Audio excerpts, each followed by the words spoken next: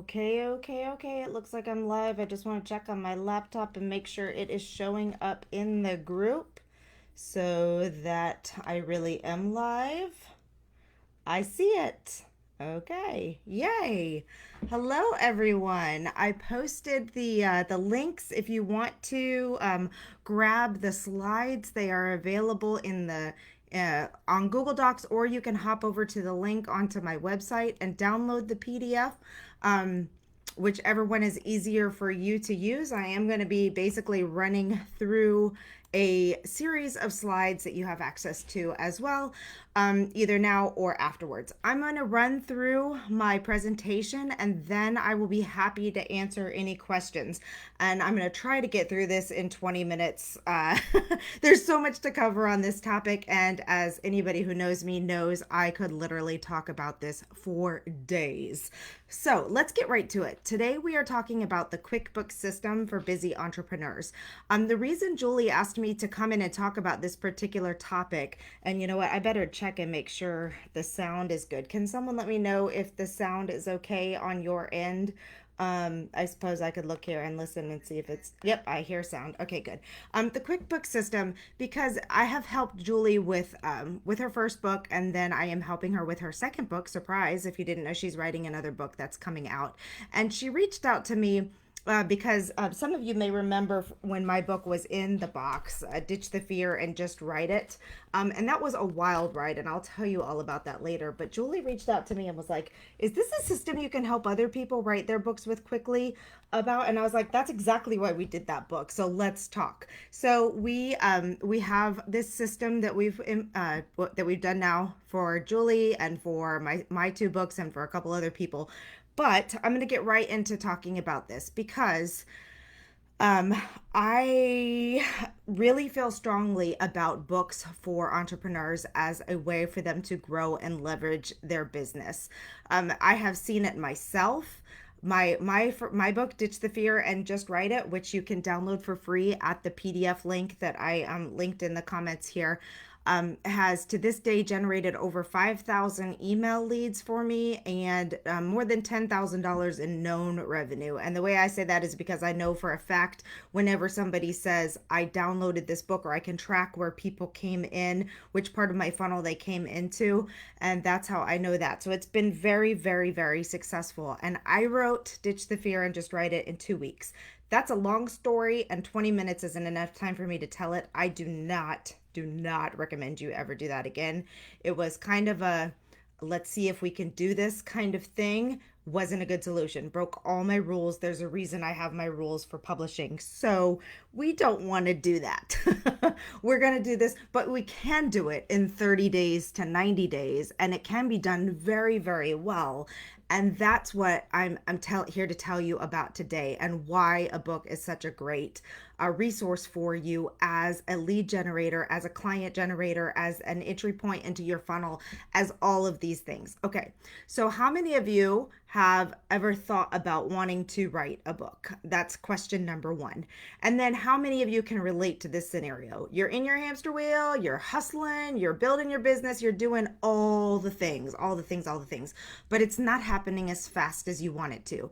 You're not growing your leads as fast as you want to. Your business isn't growing as fast as you want it to, and you're still just kind of hustling. And then you're scrolling through your Facebook feed one day, and lo and behold, Michelle just published the book that you could have, should have, and have thought about written.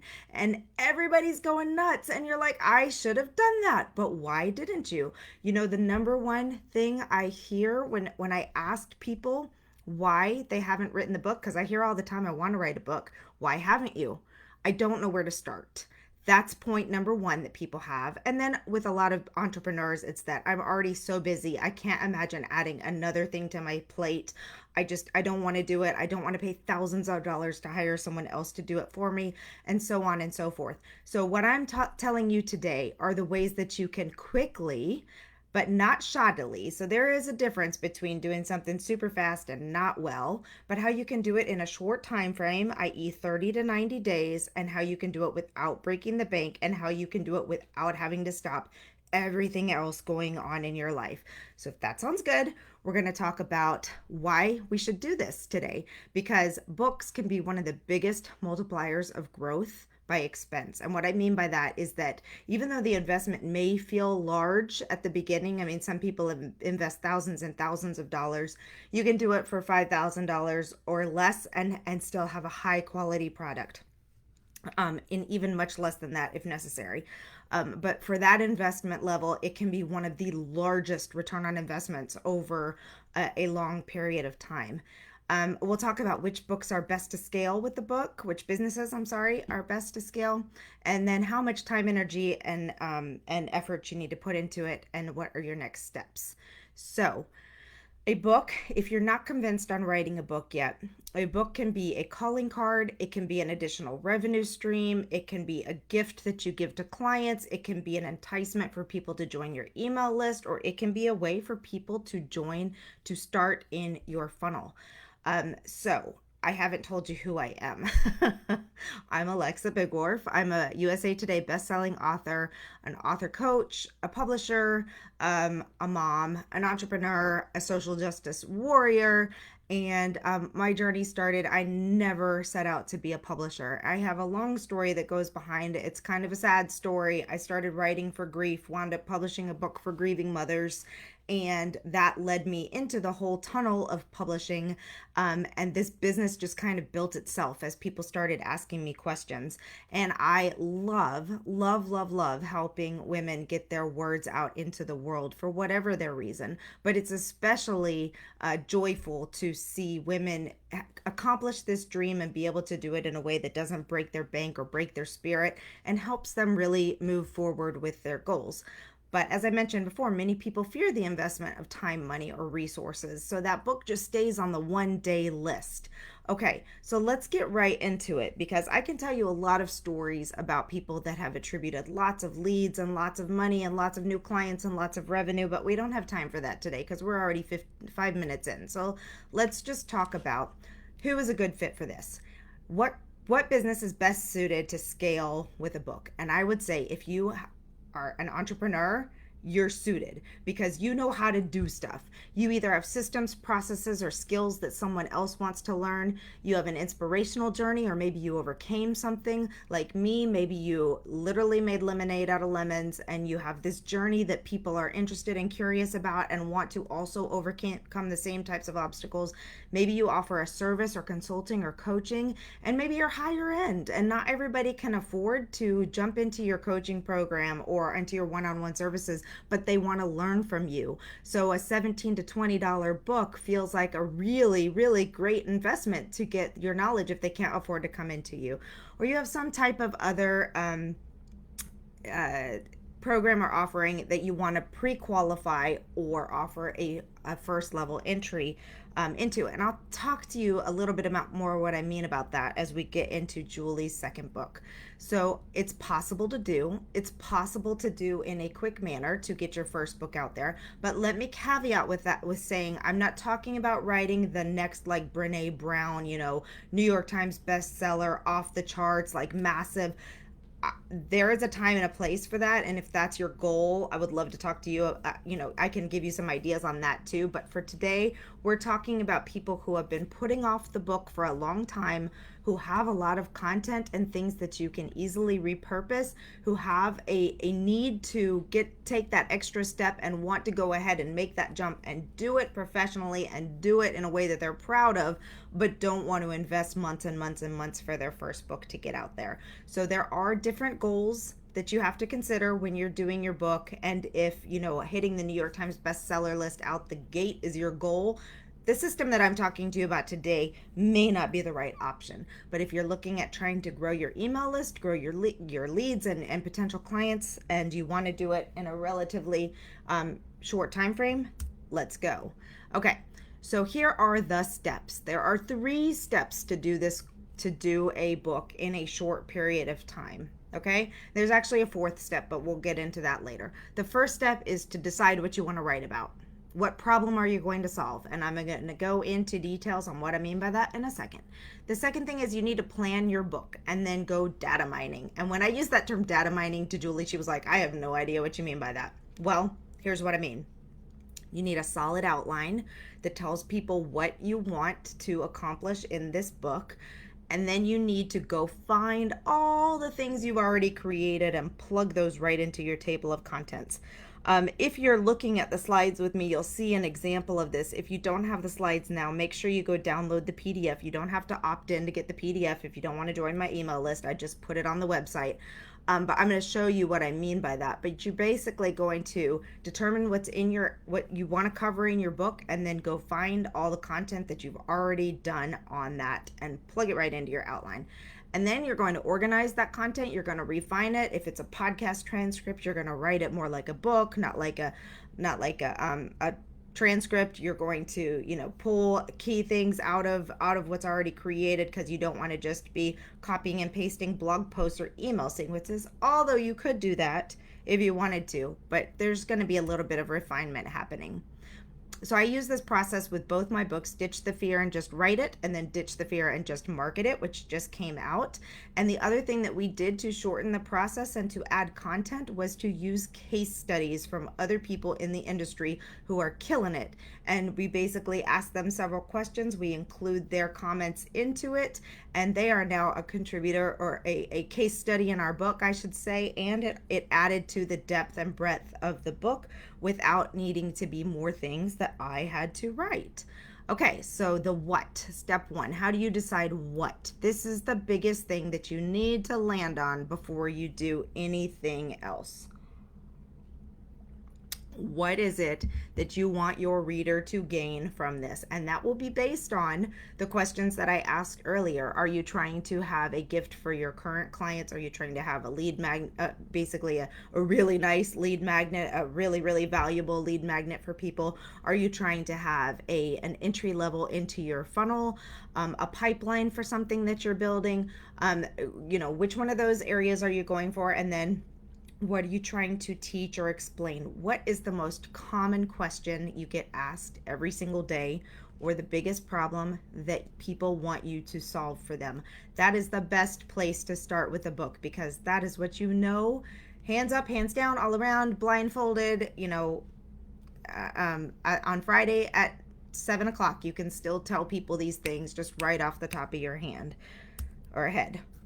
Okay, so when I mentioned that Julie, I've worked with her on her 2 books. The first book was a tool to grow her audience. It's The Happy Hustle, which you probably have seen if you've been around Julie for a while. Absolutely adorable book, The Happy Hustle. And it wasn't really about running subscription boxes or anything that she's done. It's how to transform the way you work, and it's about entrepreneurs thinking. So she wrote a book about female entrepreneurs that are hustling, and it was a very smart way to get in front of that community, who are also the target audience for her subscription box. So there you go. She took how she runs her business. She interviewed people and added their insights into it.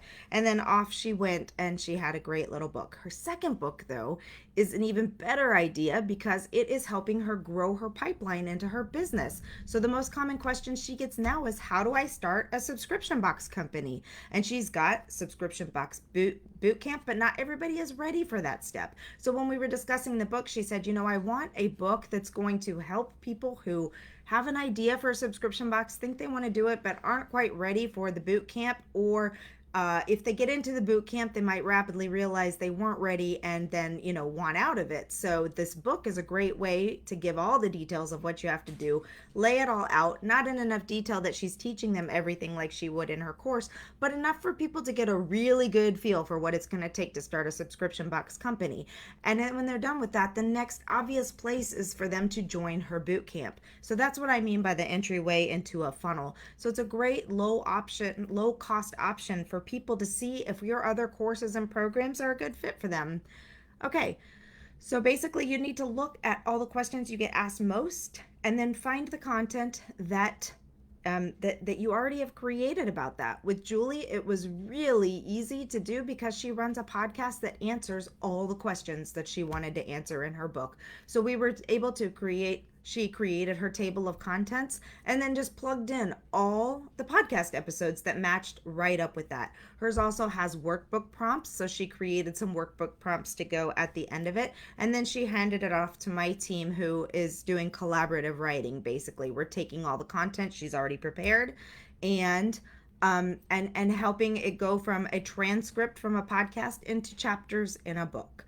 So in the slides, you'll see how we did that, the basic table of contents and how she pulled that from there. A great idea. So taking what you already have, what's already out there, and think about it. Blog posts you've written, podcasts that you've been interviewed on if you don't have your own podcast. Many of us talk about the same topic over and over when we go to podcasts. It's always, how do I write a book? How do I self-publish a book? For me, obviously, how do I start writing a book? Same kinds of things. That's why I wrote Ditch the Fear and Just Write It, because I got those same questions over and over and over, but I also saw the same fear that people had. There were a lot of mindset issues around, what if I'm not good enough? What if I'm not an expert? Do I have what it takes to be an author? Can I write a book? Is it too much time?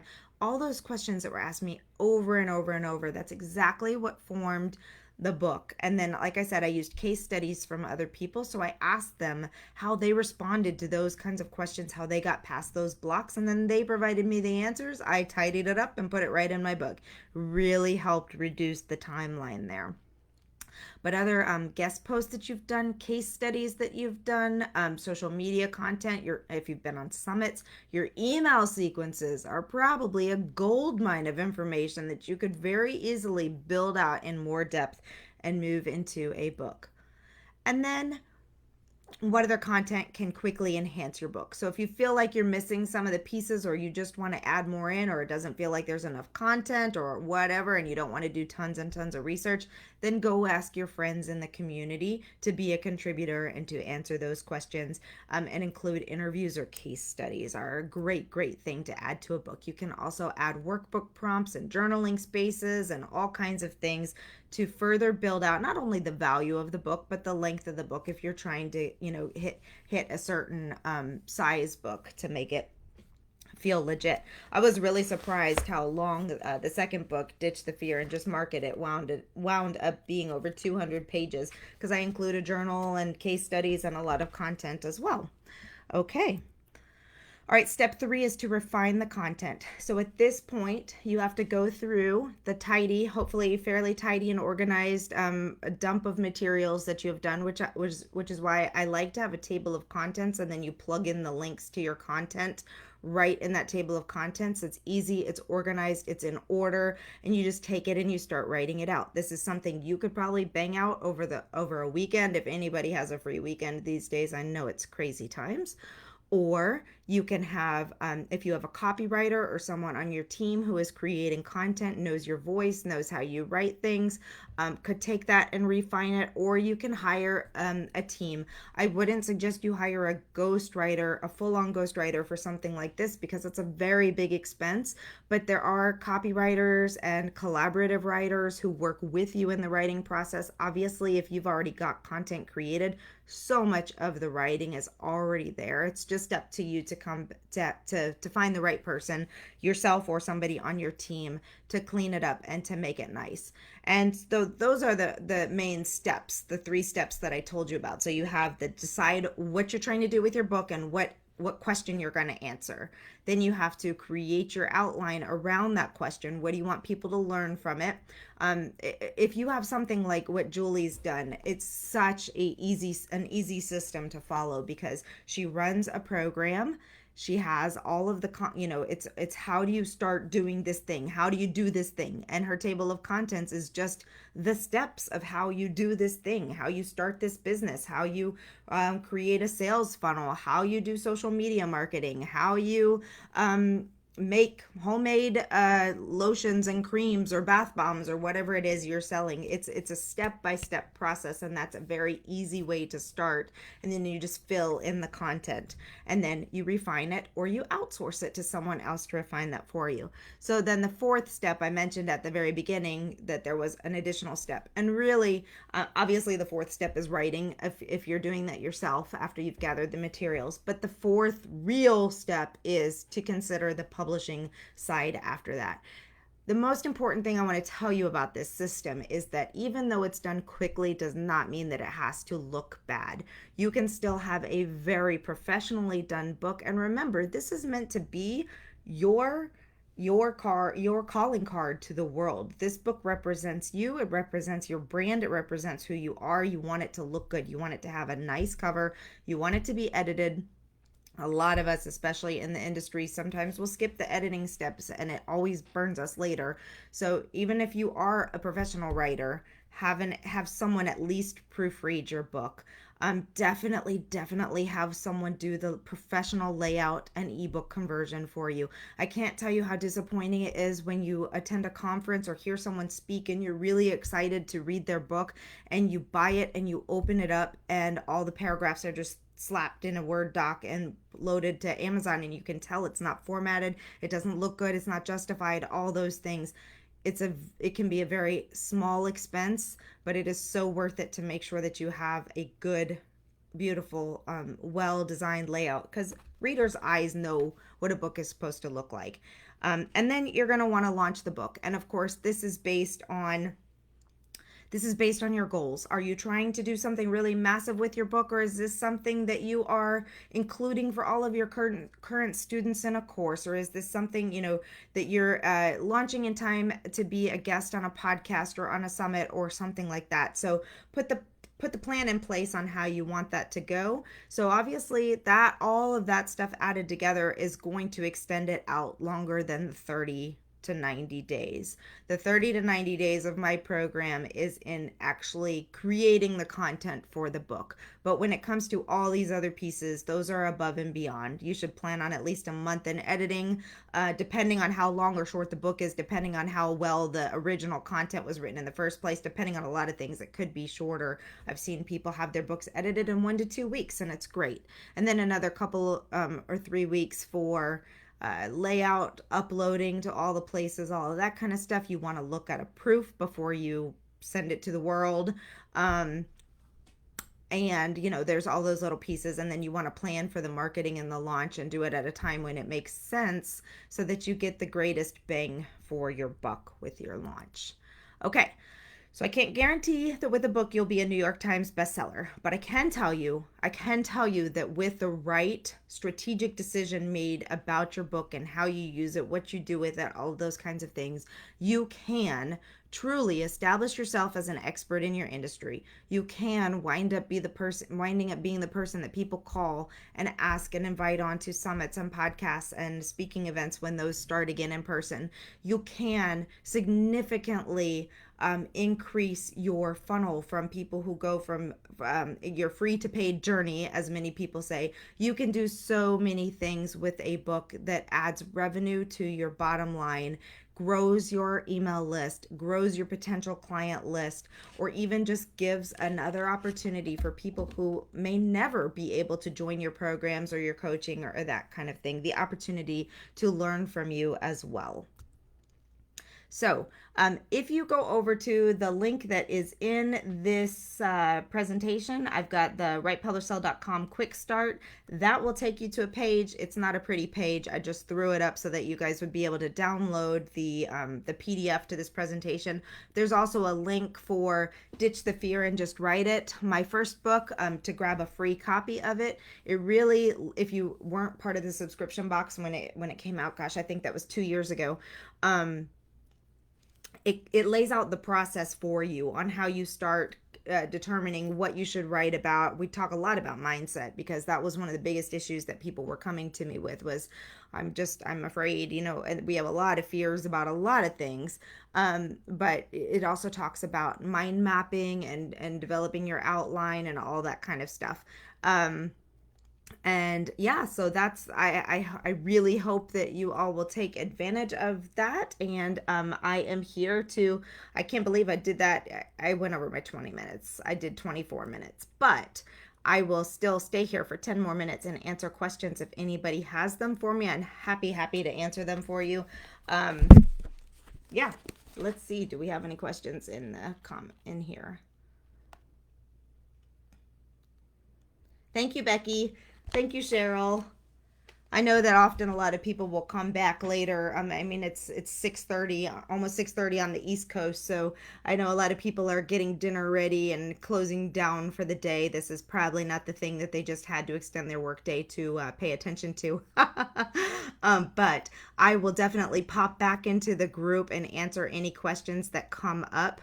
If you want to email me, the best place to email is info@writepublishsell.co. No M on the end of it. That way the email gets answered quicker because my team has access to that email and helps over there as well. But yeah, if you have any questions at all, I love to help people figure out the what should my book be part, because it's a really fun journey to figure out. So many of us, if you've started a business, there you probably have a lot of really cool and interesting things happening in your life that led you to decide to start a business, whether it's product or service or whatnot. So there's lots of things that we can do. I was working, or am still working, with Jen Rosenbaum, who runs Shamelessly Feminine, as a photographer, and she teaches photographers how to do boudoir shoots, and just an amazing woman herself. And her original book was going to be all about Shamelessly Feminine, and about, I don't know, she'd written the whole book and she decided, you know what, this is not the book I want to write. I want to write about my breast cancer recovery, about the process of being diagnosed and how I survived that and how I recovered and how I got back to work. So she started over, and that's the book she's publishing. So, sometimes you think you want to write a book about business, and then you realize I can't write the business book until I've written the book that I have to tell about my story. My writing journey started with grief and loss, so it was nowhere near. I never dreamed that this would be where I would end up. But it's fun to just start that brainstorming process and to get the ideas out there, and to figure out where you can go with it. And there are so many people who want what you have to share. There are so many people who want to know what you are doing and how you are doing it. And if you just start with a question that you are asked the most all the time, over and over and over and over, one, it's super easy to market. And basically that's this book, Ditch the Fear and Just Write It. Like, every time I see the question, I want to write a book, but I don't know where to start. Well, here's a free resource for you. And they download it, and sometimes they order my course that goes along with it, but they're on my email list. And often, even if they'll be on my email list for a while, or they may join into a program or hire me for a service or share about me or refer me or whatever. So that's just how you can definitely use that very, very, very basic information that we feel is so basic now because we do it day in and day out. Somebody else, it's brand new to them. So, okay. Well, I don't see any questions. I'm happy to just hang out for a couple minutes. I'm not sure if I'm supposed to just stay here if there are no questions, just for the sake of it. It's thunderstorming here pretty badly. In case the power goes out, you know what happens. But Cheryl or Becky, if either of you are still here, do you have any questions for me?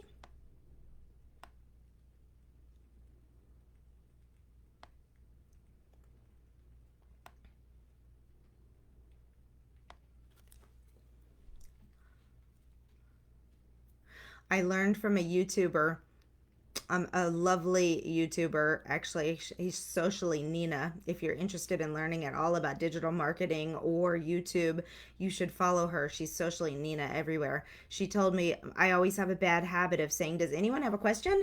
And then nobody does anything. So I'm like, "Okay, well, let's move on." And she said, "You always have to give people time, because sometimes, I don't know, people could be cooking dinner or changing a diaper or doing something and need a moment to just reflect on whether or not they have a question." So I will sit here. Cheryl says, "I do." Ask away. I'm here.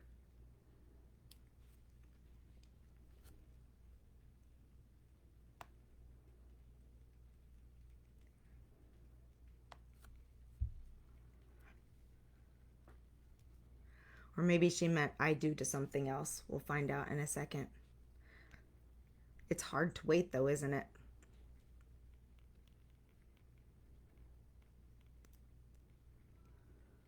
Here it is. Should I write a book about parenting to help lead moms to self care coaching? Well, I would need a little bit more information to answer that question. Are you, how do those, you would want to know how those things connect. If you're doing, like for me, when I first see this, self-care coaching could be a wide variety of, I mean, self-care is self-care, but it's not always the same. If it's how to make sure, if your main coaching business is around how to make sure you take self care in your day as a parent, then I would write a book that's more about how to get self care into your day as a parent than I would about parenting. So you don't want to just write a book about parenting just for the sake of getting in front of moms, if you know what I mean, because it doesn't always work that way. It doesn't work that way ever, actually. It's just like marketing for your own stuff. I would think about the types of things that you're writing blog posts about, that you're writing content about, that people are coming you and asking you about. Because if you just write a book about parenting, then you're going to get uh, moms who are interested in a book about parenting, but they may not be interested in a book about self care. Because believe it or not everybody cares about self care, or some people are so good at doing self care themselves that they don't need a book about it. So, whatever you need to think about it just like you would if you were strategizing a funnel. If you were strategizing what your lead magnet would be, getting people to do what anything you're trying to do, you need to first think about what is my end goal. If I'm trying to, if I'm trying to get people into a self-care coaching program, then I need to be talking about self-care, because I want to be attracting people who are interested in self-care and who are, and then, niching down into self-care specifically for people who need help and want coaching in it. So, moms want to know about parenting, but it has to start with them. Well, that's very true. But to me, I think that I would try and keep it as so it's easier for me to explain without knowing all the details on what you're doing and how you're doing it. It's easier for me to explain with my book. So with my funnel, right? So I I work with people who want to write books. I want to coach them through the process of determining what book to write, how to write that book, and then I want to be their publishing partner when it's time for them to self-publish their book. So I could talk to moms, because there's lots of moms that want to write a book, right? I used to run a parenting podcast, actually, and we would throw in this stuff about book writing and all that kind of stuff in that too. But it wasn't very effective, because mostly they came to the parenting podcast because they were interested in whatever parenting stuff we were talking about, not really book writing. So I needed to refine down to specifically who I was trying to work with, and then decide which book would be the right answer for them. And so ditch the fear and just write it. The No Excuses Power Plan to start your first book, which is specifically geared towards female entrepreneurs who want to write a book. So I would suggest that you try and narrow it down to exactly who you're trying to build into your funnel. Because once they read your book, then they might want to sign up for a consulting call, or they might want to join your coaching program, or they might want to go through the next steps of it. Like Julie's example is just a phenomenal example. She's trying to, for lack of a better word, weed out people who aren't ready for her course yet.